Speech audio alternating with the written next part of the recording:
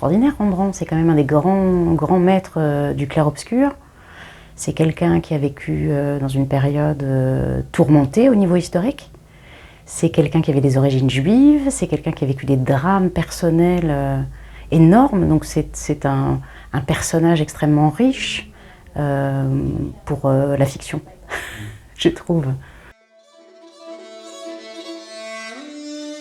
Alors, mon ami, que décides-tu? Mais j'ai toujours eu une fascination pour les autoportraits de Rembrandt, qui ont cette force, c'est ce qu'il recherchait d'ailleurs, de réalisme dans les traits.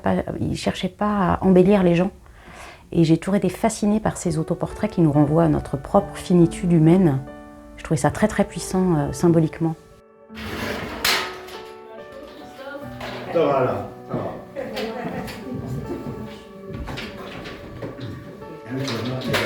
Alors, je me dis pas en avance, je vais travailler sur le clair-obscur, je vais travailler comme ci, comme ça, mais en fait il se trouve que dans la distribution, on retrouve cette chose-là au niveau de l'énergie des comédiens, c'est-à-dire que le comédien qui interprète Rembrandt, Christophe de Lessart, est quelqu'un d'extrêmement puissant physiquement, qui a une voix qui porte, et son père a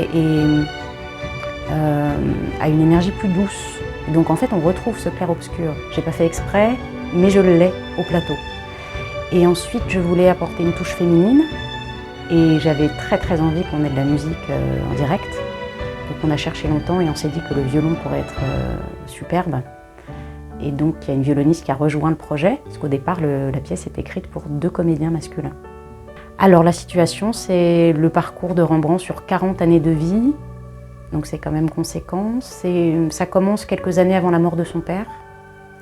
Au moment où Rembrandt fait ce sublime petit tableau qui se trouve au musée du Louvre et qui s'appelle « Le philosophe sous l'escalier » ou « Le philosophe en méditation », voilà, qui est un tout petit tableau. Et ça se termine à la fin de la vie de Rembrandt.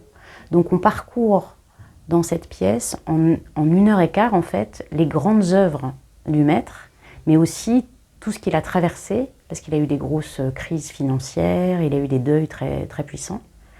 Et il y a aussi une corrélation entre son fameux philosophe en méditation et son histoire personnelle, puisqu'on peut supposer que le philosophe en méditation pourrait représenter Tobie, le Tobie de la Bible, le père, mais aussi le propre père de Rembrandt, qui est devenu aveugle quelques années avant de mourir. Donc c'est une mise en abîme.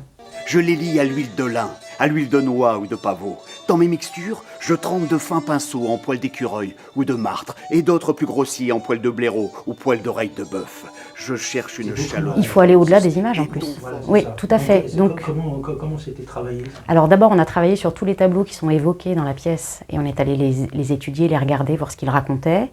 Ça nous a renvoyé beaucoup aussi à la Bible et à des grands mythes. Il y a notamment un mythe qui nous a beaucoup marqué, qui est traité dans la pièce, c'est le mythe de Bethsabée avec le roi David.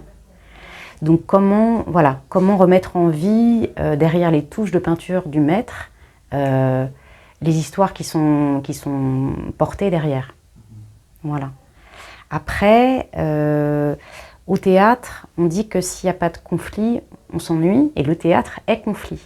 Donc tout mon travail a été au niveau de la direction d'acteurs, et aussi avec l'autrice, de retravailler à ce qu'on ait vraiment du conflit à certains moments, et que ça ne soit pas juste l'histoire de Rembrandt, que l'on traverse à travers 40 ans, avec son père qui est juste là en témoin et qui donne des informations. Il fallait vraiment travailler la profondeur de ce lien entre deux, pour qu'il y ait aussi des moments de tension, parce que ça a été la réalité entre eux. Il lui a demandé de changer la fin aussi.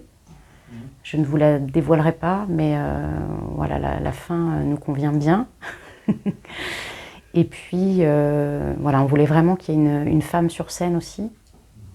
Parce que la musique, voilà, l'aspect féminin de la musique et du violon, et aussi d'une présence féminine, était importante. Sinon, on n'avait que 2 hommes sur scène.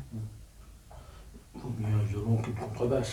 Mais j'y avais pensé. J'avais hésité, pas avec la contrebasse, parce que c'est plus gros, et j'avais pensé à du violoncelle ou à un alto, pour avoir des sons un peu plus ronds et graves quand même, hein, parce que le violon c'est assez aigu.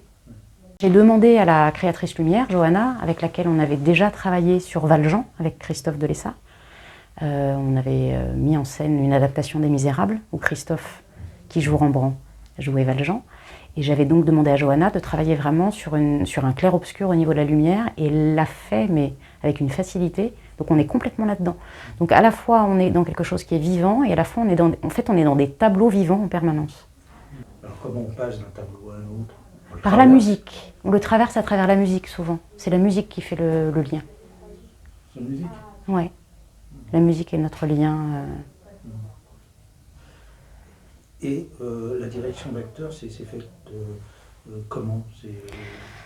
À partir du moment où je choisis des comédiens, je sais qu'ils sont dans une sensibilité, dans une justesse de ton qui me convient dès le départ. Je les ai choisis pour ce qu'ils dégagent.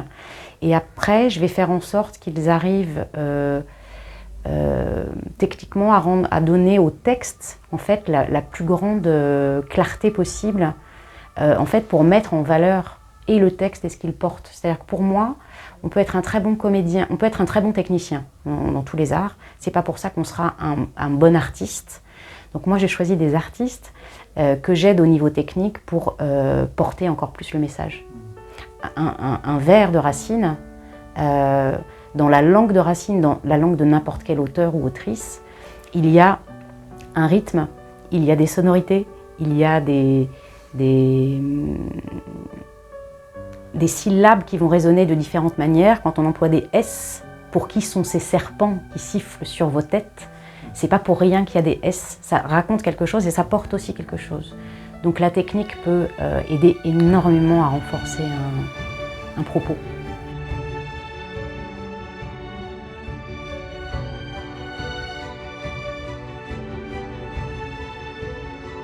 Chaque comédien a sa palette, d'ailleurs. Il développe sa propre palette, et puis il va utiliser certaines touches, il va faire des mélanges pour rendre vie au mieux, pour donner vie au personnage. On est dans la palette. D'ailleurs, la palette et les pinceaux du spectacle ont été créés par un peintre qui est 17e-iste, qui a reconstruit son atelier comme à l'origine, Hervé Bonsard, un monsieur assez incroyable, qui a recréé donc les pinceaux en allant chercher les poils d'animaux et tout ça. Il nous a fait les pinceaux d'époque. Et la palette de la bonne taille, c'était assez incroyable. Et alors, la palette de l'époque par rapport à aujourd'hui? Je m'y attendais pas, en fait elle est rectangulaire. Moi je m'attendais à une palette ronde, parce que souvent c'est ce qu'on voit, et en fait elle est assez petite et rectangulaire. Puis c'est quand même la période de la Renaissance, donc c'est une période où il se passe énormément de choses, c'est différent d'un pays à l'autre, donc notre autrice elle est historienne, donc on a pu lui poser plein de questions, mais nous on l'est pas, donc on est allé vraiment chercher à la source pour être au plus près. Je voulais qu'il y ait aussi les vanités sur scène qui soient représentées. Donc on a le sablier, on les voit bien. Ouais. Et pourtant, Rembrandt refusait d'en faire. C'était pas son truc. Alors pourquoi la intégrée? Parce qu'elle représente le temps qui passe, elle représente tout le rapport justement à la réussite. Qu'est-ce que ça veut dire réussir? C'est une question d'humilité aussi. Rembrandt, il se pose, à travers toutes ces reproductions, on peut se dire c'est peut-être un peintre qui manquait d'humilité, et pour moi c'est tout le contraire. Il allait vraiment à la source. Noir de fumée, noir de suie, vert de gris et rouge cochenille, cinabre et bleu d'émail, je les broie au mortier, je les lie à l'huile de lin, à l'huile de noix ou de pavot. Dans mes mixtures, je trempe de fins pinceaux en poils d'écureuil ou de martre, et d'autres plus grossiers en poils de blaireau ou poils d'oreille de bœuf. Je cherche une chaleur rousse, des tons fauves et ocres à faire circuler sous mes obscurités. Je recherche une patine d'or, et mon atelier devient le laboratoire de mes chimères. Mes clairs-obscurs, je les bitume et je les rince à l'or liquide. Regarde, Evans, regarde!